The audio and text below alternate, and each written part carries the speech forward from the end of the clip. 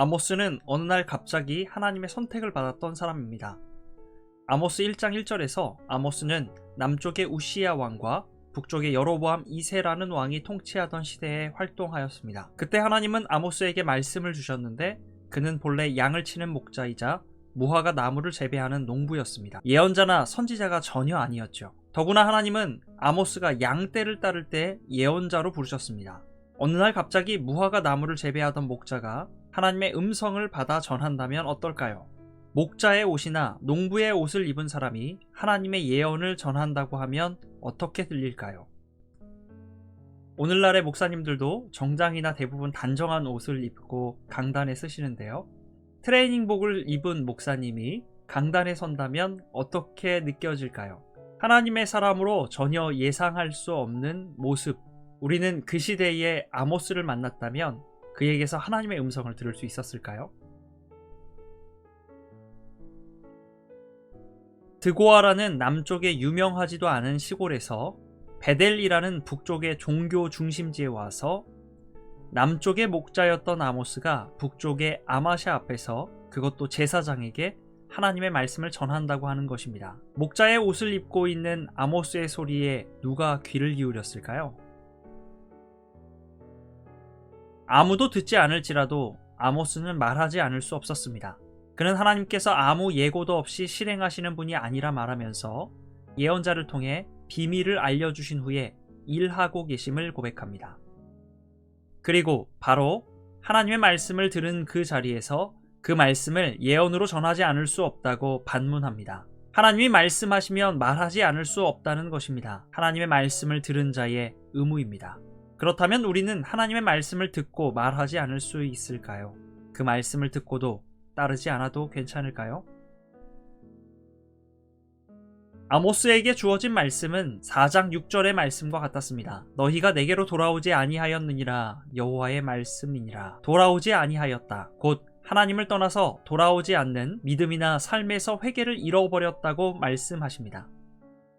이 음성은 사마리아 산에 사는 마음이 든든한 지도자들에게 전하는 하나님의 음성이었습니다. 그들이 마음이 든든한 이유는 이어지는 말씀에서 상하상이라는 소재와 함께 해석됩니다. 곧 상하로 만든 침대에 누우며 부귀와 평화를 누렸던 그들의 상황 속에서 그들은 아모스를 통한 하나님의 음성을 들을 수 없었던 것입니다. 신앙과 삶에 있어서 계속 마주하는 아이러니가 아닐까 싶습니다. 우리는 하나님께 평안을 구하고 부유함이나 형통함을 구합니다. 그러나 부귀와 평화가 주어질 때 사람들은 하나님을 잊고 말지요. 사람들은 하나님을 떠나 돌아오지 않는 반복적인 죄악 가운데 빠집니다. 이를 볼 때에 하나님께서 주시는 부귀와 평안이 과연 사람에게 복이 될 수 있을까요?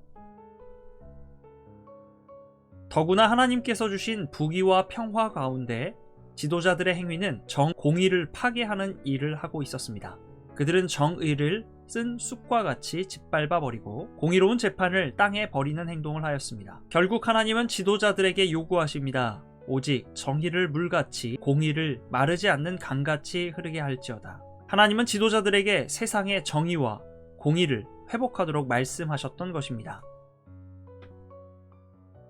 이사야는 이렇게 시작합니다. 아모스의 아들 이사야가 유다와 예루살렘에 관하여 본 계시라. 이사야는 목자이자 농부였던 아모스의 아들로서 남쪽 지역에 살던 예언자입니다. 그는 아버지에 이어 하나님의 말씀을 받았습니다. 그러나 이사야는 하나님의 부르심을 받은 순간에 기뻐하지 않습니다.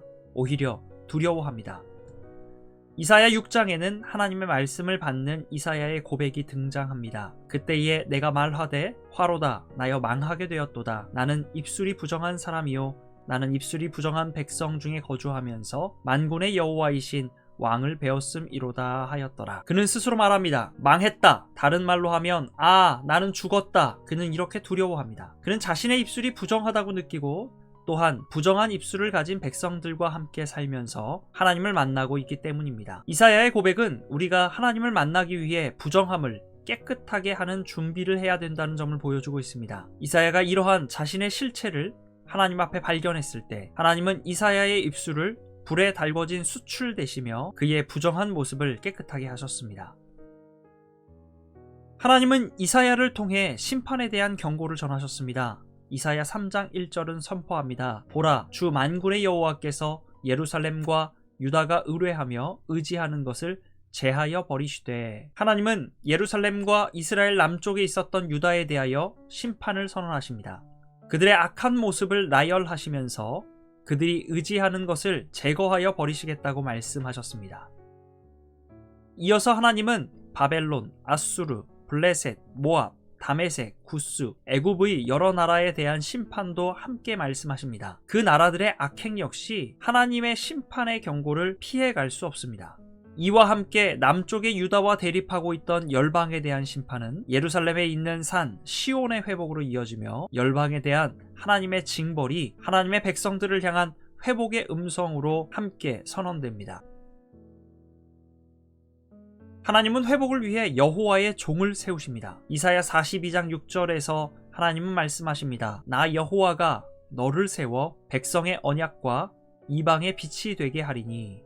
하나님이 세우시는 종은 하나님과 백성이 맺었던 약속을 회복하게 하고 이방, 곧 세상의 빛을 비추는 역할을 담당합니다. 또한 49장 6절에서 여호와의 종은 세상의 빛을 비추기 위해 세워진 사람으로 나의 구원, 곧 하나님의 구원을 실현시키는 사람이 됩니다.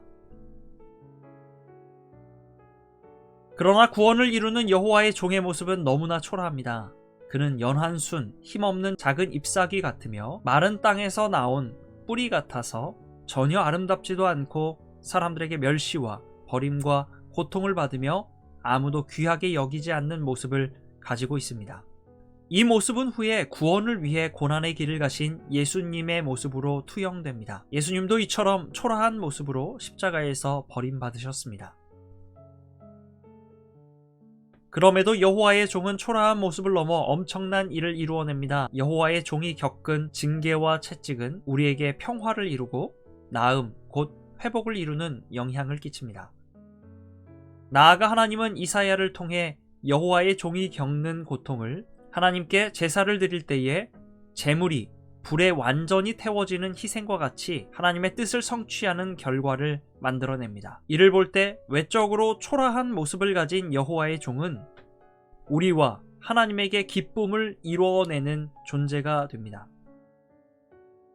여호와의 종을 통해 이루어진 구원은 새로운 세상을 만들게 됩니다. 하나님은 구원을 통해 새로운 하늘과 땅을 약속하시며 이곳에 있는 이들이 기쁨과 즐거움을 누릴 것이라 약속하십니다. 나아가 이곳은 다치거나 상하는 일 없이 이리와 양이 함께 먹으며 지내는 평화의 나라가 이루어집니다. 하나님의 말씀을 전하는 예언자의 모습은 멋지거나 빼어나지 않습니다. 뿐만 아니라 하나님의 구원을 이루는 여호와의 종 역시 그 모습은 초라함을 넘어 비참하기까지 합니다. 그러나 여호와의 종을 보면서 우리는 생각합니다. 하나님께서 이처럼 비참한 모습을 가지고 있었던 여호와의 종을 통해 구원을 이루셨던 것처럼 우리가 인생에서 마주하는 비참함이나 고난으로도 하나님의 구원을 세상에 나타내거나 영혼을 살리는 데 사용하시지는 않을까요? 인생이라는 어려움을 지나며 우리가 지나는 힘겨움의 가치를 다시 한번 생각해 보게 됩니다.